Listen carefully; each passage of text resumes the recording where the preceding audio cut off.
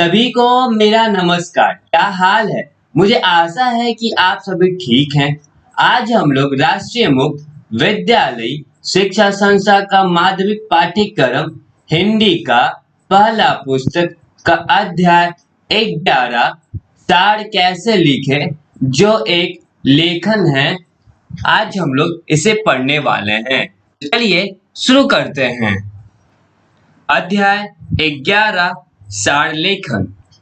विचारों को भाषा में अभिव्यक्त करने की अनंत संभावनाएं छिपी होती है। कई बार हम छोटी से छोटी बात का वर्णन बहुत विस्तार से करते हैं, तो कई बार बहुत लंबी चौड़ी विस्तृत बात को एकदम थोड़े शब्दों में व्यक्त कर लेते हैं। जिस प्रकार छोटी सी बात को विस्तार देना एक कला है, उसी प्रकार विस्तार से कही गई बात को कम शब्दों में व्यक्त कर देना भी एक कला है। विस्तार से कही गई बात को कम शब्दों में व्यक्त करना ही सार लेखन कहलाता है। आइए इस पाठ में हम इस कला का अभ्यास करें। अब हम लोग इसे समझने का कोशिश करेंगे। बोल रहा है कि विचारों को जो है भाषा में अभिव्यक्त करना, यानी कि जताने के लिए बहुत सारी जो है संभावनाएं छिपी होती है। कई बार हम लोग जो है छोटी से छोटी बातों का वर्णन बहुत विस्तार से कर देते हैं, तो कई बार बहुत लंबी चौड़ी विस्तृत बात को एकदम थोड़े शब्दों में व्यक्त कर देते हैं। और जिस प्रकार छोटी सी बातों को विस्तार देना एक कला है, मतलब किसी छोटी बातों को बड़ा कर देना एक कला है, उसी प्रकार विस्तार से जो कही गई बातें हैं उसको कम शब्दों में व्यक्त कर देना भी एक कला है। मतलब बड़ी बातों को छोटा कर देना भी एक कला है।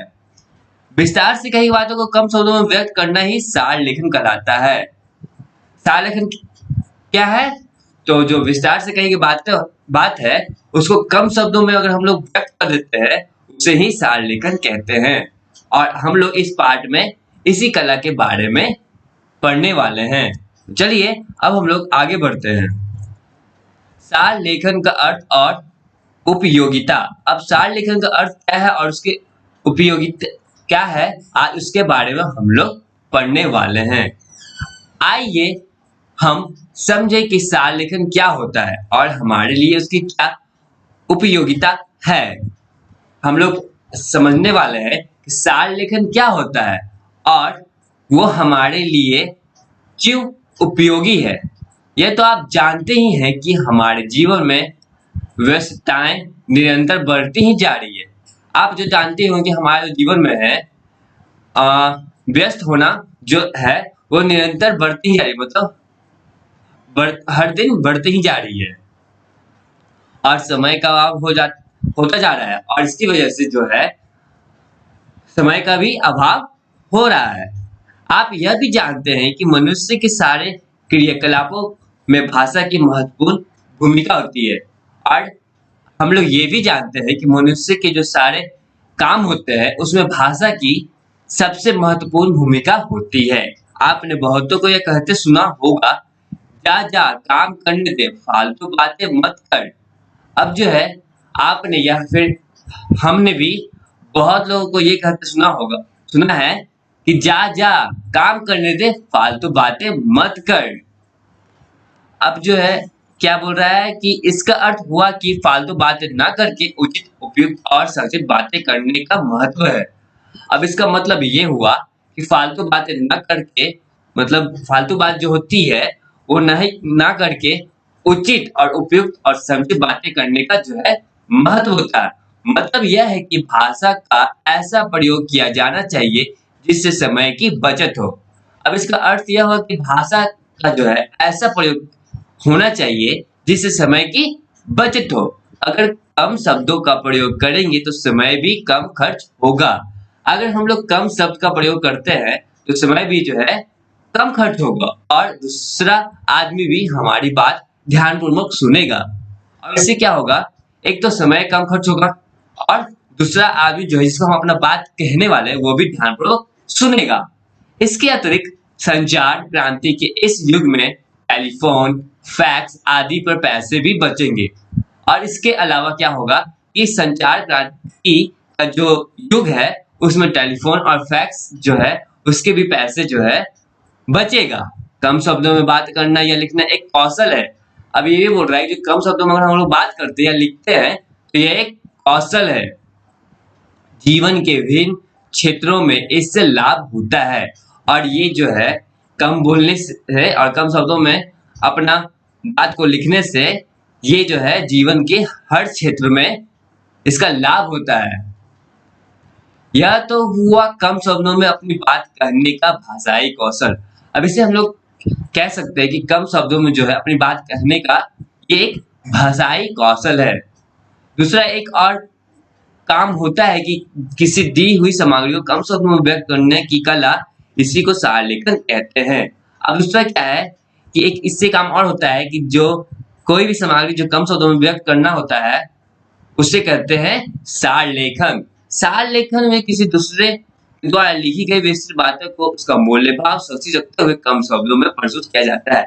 अब सार लेखन में क्या होता है कि दूसरे के द्वारा जो लिखी गई विस्तृत बातें होती है उसका मूल्य भाव मतलब उसमें कहना क्या जा रहा है उसको सुरक्षित रखकर कम शब्दों में जो है इसको प्रस्तुत किया जाता है।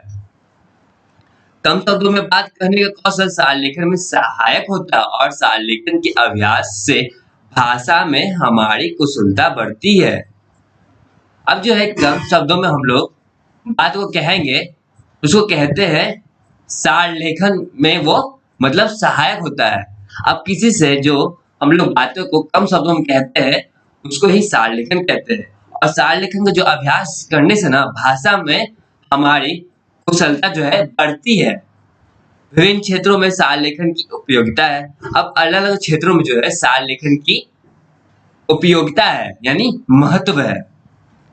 खबरों में माफ कीजिएगा अखबारों में जगह के हिसाब से समाचार संपादक समाचारों का सार लेखन करते हैं। अब अखबारों में भी है जगह के हिसाब से जो है समाचार संपादक जो है समाचारों का जो है सार लेखन करते हैं। आकाशवाणी और दूरदर्शन पे समय के हिसाब से यही काम किया जाता है।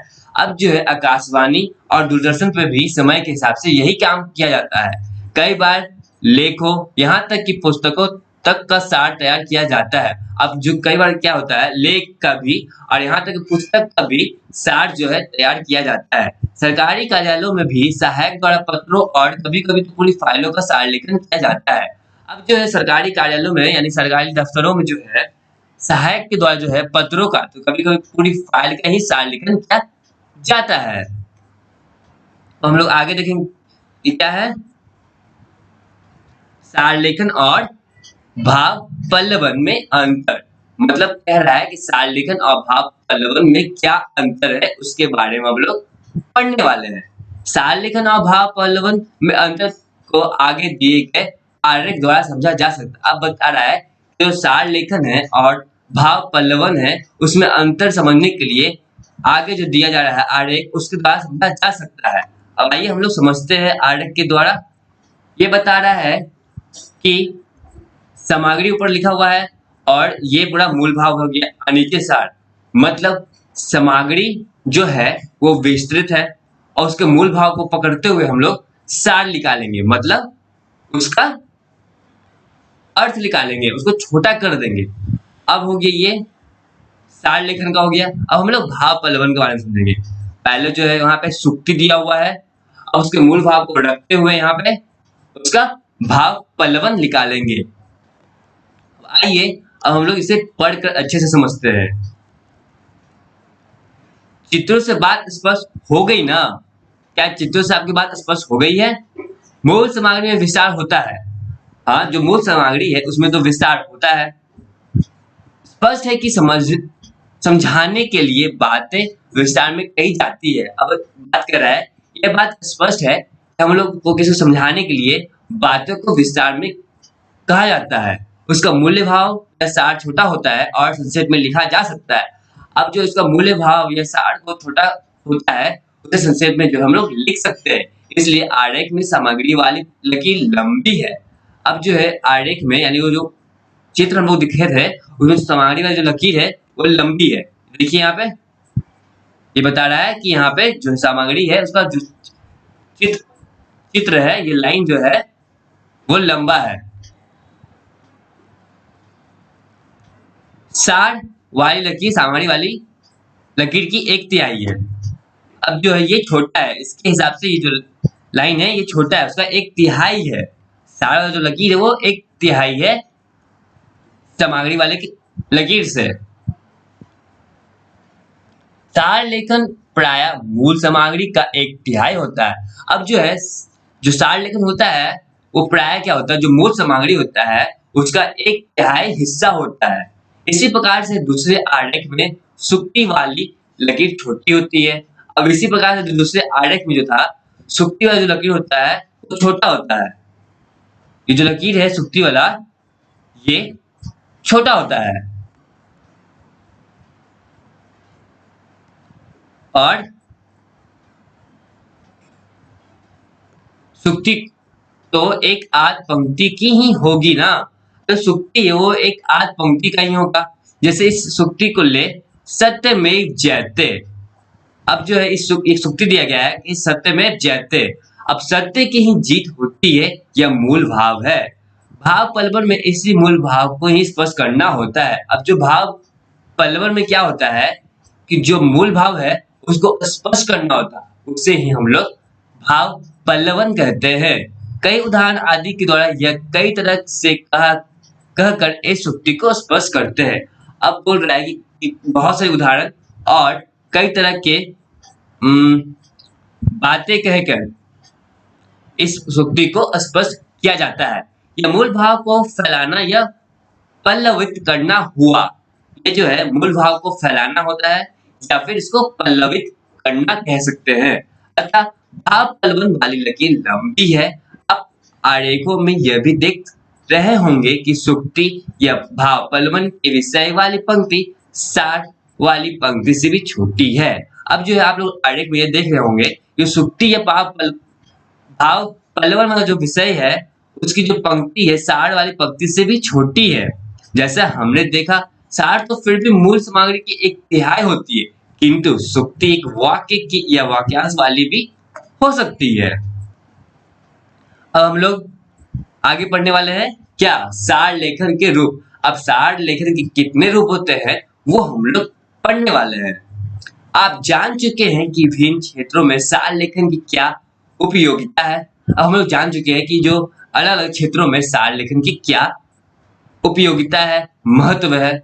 अलग अलग क्षेत्रों विषयों या कामों के लिए सार लेखन के कई अलग अलग रूपों का प्रयोग किया जाता है। अब जो है बोल रहा है कि अलग अलग क्षेत्रों में या विषयों या कामों के लिए जो है सार लेखन के कई अलग अलग रूपों का जो है प्रयोग किया जाता है। आइए उनमें से कुछ के विषय में जानकारी प्राप्त करते हैं। अब बोल रहा है कि आइए हम लोग उनमें से कुछ विषय के बारे में हम लोग जानकारी जो है प्राप्त करते हैं। अब पहला जो है वो क्या है, अधिक शब्दों में लिखी बातों को कम शब्दों में व्यक्त करने की आवश्यकता संचार लेखन में होती है या फैक्स करने में होती है, आदि आदि। अब बोल रहा है बहुत सारे शब्दों को, लिखी गई बातों को जो है कम शब्दों में हम लोग व्यक्त करना होता है, वो कहाँ होता है, संचार लेखन में होता है या फिर फैक्स करने में होता है, आदि आदि, मतलब और भी जगहों पे होता है इनके अलावा। ऐसा प्राय भाषा में उनके शब्दों या वाक्यांशों के लिए एक शब्द का प्रयोग करके शब्दों के दोहराव का अनावश्यक शब्दों को छाटकर तथा वाक्य विन्यास की शिथिलता को दूर करके किया जाता है।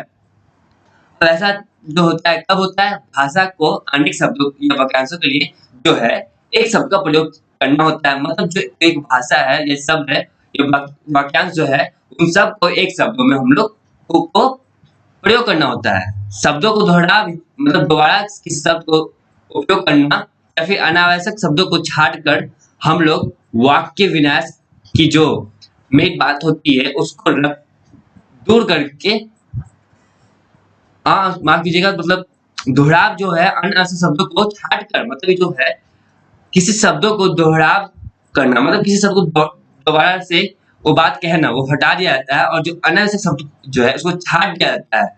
और वाक्य विन्यास मतलब जो वाक्य का विन्यास होता है उसके जो है उसको स्थिरता को रखते हुए मतलब इन सब को भी दूर करके किया जाता है। विस्तृत लेख को संक्षिप्त रूप में प्रस्तुत करते समय पहले उसके मूल भाव या विचार बिंदु तथा उसे उस करने वाले संबंधित बिंदु को नोट कर लेते हैं, फिर ऊपर वाली विधि की सहायता से उसे संक्षेप में व्यक्त कर देते हैं।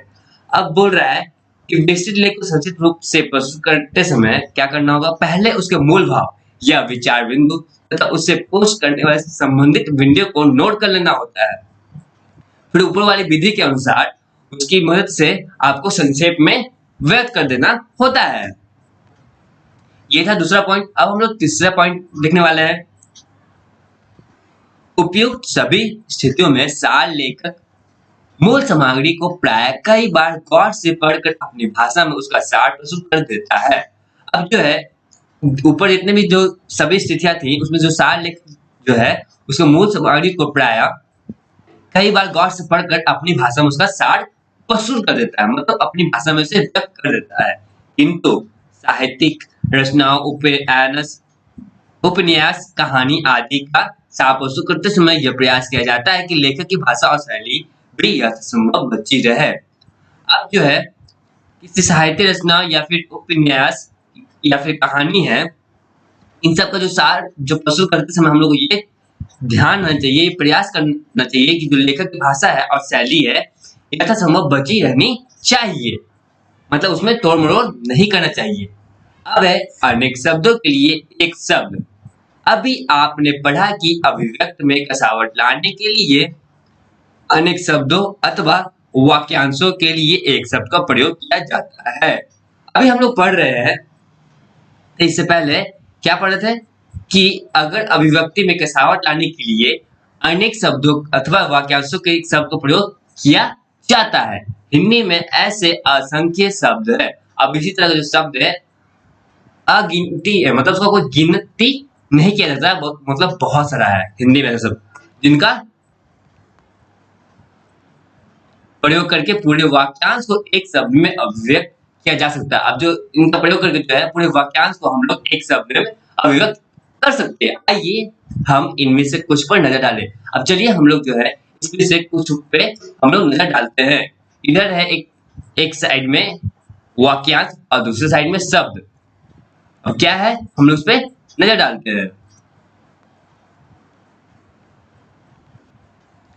पहला है भले बूढ़े का विचार न रखने वाले, हम लोग क्या करते हैं अविवेकी, जिसे क्षमा न किया जा सके वो हो गया अक्षम्य, जिसे कोई जीत न सके अजय, ऐसा शांत पर रहना जिसका कोई पता ना पा सके ये होता है अज्ञातवास, बहुत बढ़ा चढ़ा कर कही गई बात अत्युक्ति, जिसके सामने कोई दूसरा ना हो अद्वितीय, जो निंदा के योग ना हो अनिंद्य, जिसके बिना काम न चल सके अनिवार्य, वह नियम जो व्यापक नियम के विरुद्ध हो अपवाद, जिसका विवाह ना हुआ हो अविवाहित, जिस पर अभियोग चल आया जाए अभियुक्त, जिस पर विश्वास किया जा सके विश्वसनीय, जो पहले कभी ना हो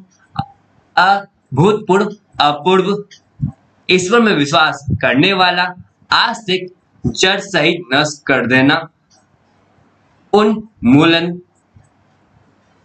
जिस मिट्टी में प्रचुर मात्रा में पैदावार होती हो उपजाऊ, जो काम से जी चुराता हो कामचोर, किसी वस्तु को देखने या बात को जानने की प्रबल इच्छा कुतूहल।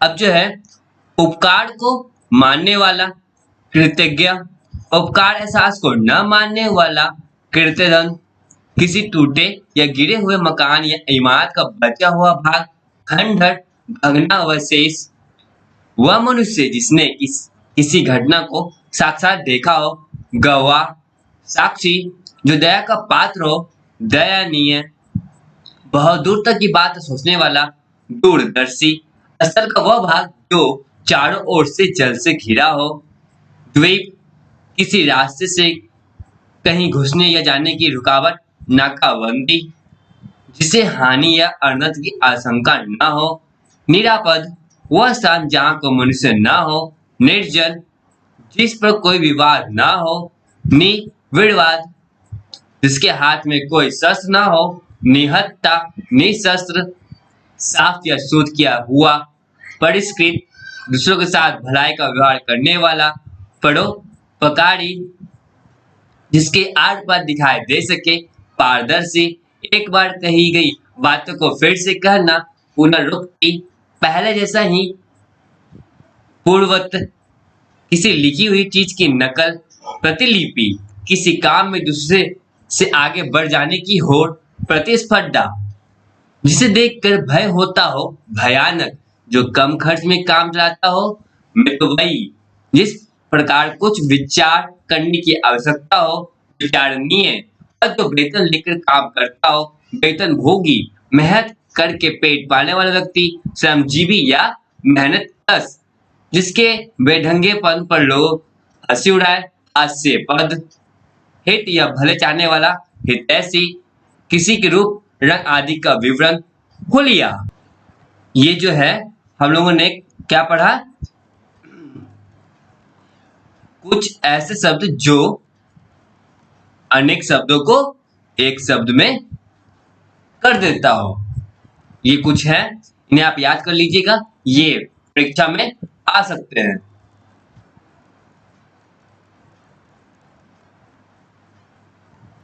अभी के लिए बस इतना ही। अगले वीडियो में हम लोग सार लेखन की प्रक्रिया पे चर्चा करेंगे। तब तक के लिए आप सभी का धन्यवाद।